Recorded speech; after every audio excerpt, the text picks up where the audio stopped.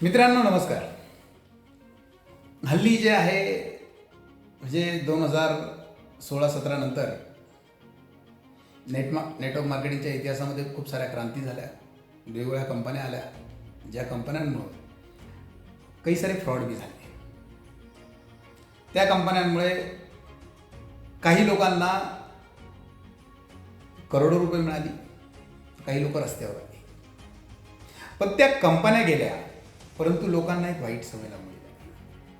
ती म्हणजे मोठमोठ्या हॉटेलला, लक्झरीज हॉटेलला राहणं, दारू, मटण, वेगवेगळे नाव, डेव्हलपमेंट. तर यामध्ये जे आहे मित्रांनो, एक चांगला विचार करा. घरामध्ये ज्याला फिल्टरचं पाणी भेटत नाही, घरामध्ये ज्याला सुंदर जेवण भेटत नाही, तो बाहेर 5 स्टारमध्ये वेगवेगळ्या गोष्टींची लालसा लावून असतो, वेगवेगळ्या गोष्टींची आमिष दाखवतो, वेगवेगळ्या गोष्टी. कारण मित्रांनो, अन्नाचा अपमान तुम्ही कुठेही करा, तो अपमानच आहे. घरात करा, अदरवाईज बाहेर करा. अपव्यय घरात करा, अदरवाईज बाहेर करा, तो अपव्ययच आहे. त्यामुळे एक गोष्ट लक्षात घ्या, कारण की ज्या काही कंपन्या येतील जातील, लोक येतील जातील, MD CMD येतील जातील, तुम्ही तसेच राहा.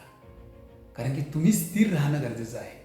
मित्रांनो, नदीमध्ये लवाळा नावाचा एक वनस्पती आहे, एक रोपटं आहे, की जे खूप मोठे मोठे पूर येतात, खूप मोठी मोठी महापूर येतात, ते झुकतं, पुन्हा पूर गेल्यानंतर पुन्हा उभं राहतं. सांगायचं तात्पर्य काय आहे? मोठमोठी झाडी वाहून जातात, ताट राहणारी झाडी वाहून जातात. तुम्ही तसेच राहा. तर तुम्ही लवाळ्यासारखं जीवन जगा. कारण लवाळा हा वागतो, मात्र तो पाणी गेल्यानंतर, पूर गेल्यानंतर पुन्हा उभा राहतो. सांगायचं तात्पर्य काय? पैशाचा अपव्यय करू नका, अन्नाचा अपव्यय करू नका, शोबाजी करू नका. कारण की तुमच्या शोबाजीमुळे, एकाच्या शोबाजीमुळे कळत न कळत एक कुटुंब, 100 कुटुंब, 1000 कुटुंब, 10,000 कुटुंब उद्ध्वस्त होतात. कारण की ह्या शोबाजीमुळे तुम्ही तर संपता, पण तुमच्याबरोबर 1000 लोक घेऊन संपता. मित्रांनो, तर नका करू. फालतू अपव्यय करू नका, फालतू शोबाजी करू नका. ज्यावेळेस तुमच्याकडे येईल त्यावेळेस तुम्ही करा, तो पार्ट वेगळा आहे. नसताना करू नका. कारण की लक्ष्मी चंचल आहे, ती एका ठिकाणी स्थिर राहण्यासाठी आलेली नाही, ती अस्थिर आहे. ती आज तुमच्याकडे, उद्या दुसऱ्या कोणाकडे असेल, परवा तिसऱ्या कोणाकडे असेल. कारण की ह्या भूतलावरचा नियम आहे मित्रांनो.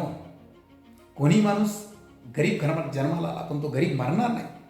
आज एखाद्याकडे पैसे नाही म्हणून तो उद्या त्याच्याकडे पैसे नसतीलच असं काही विषय नाही. एखादा माणूस ह्या कंपनीमुळे श्रीमंत नाही झाला म्हणून तो उद्या दुसऱ्या कंपनीमुळे श्रीमंत होणार नाही, असं काही नाही. कारण सांगायचं तात्पर्य काय आहे की तुम्ही कुणाला कमी लेखू नका, अपव्यय करू नका, आणि नको त्या फंद्यामध्ये पडू नका. कारण की हे जीवन खूप सुंदर आहे मित्रांनो. सुंदर जगण्याची अभिलाषा तुम्हाला लागणं गरजेचं आहे. या फालतू गोष्टीत पडू नका. धन्यवाद. श्री स्वामी.